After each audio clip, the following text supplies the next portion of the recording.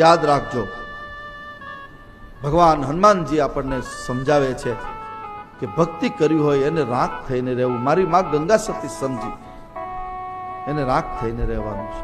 મારે શું છે, આને નાનો મોટો આને બતાવીને શું કરું?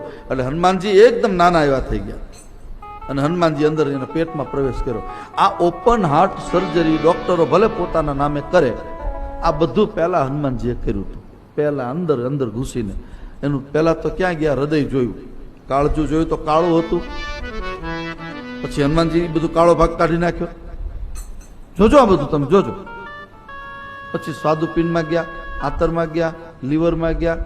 લીવરમાં એક કામ કરીને આવે કે જેને લીવર ગયું હોય, ડેમેજ થયો તો વળી પાછું ઉગવાની વ્યવસ્થા કરી. પાછી એટલું હનુમાનજી બહુ મોટું કામ કર્યું. હનુમાનજીએ બાયપાસ સર્જરી હનુમાનજીએ પહેલી વહેલી કરી.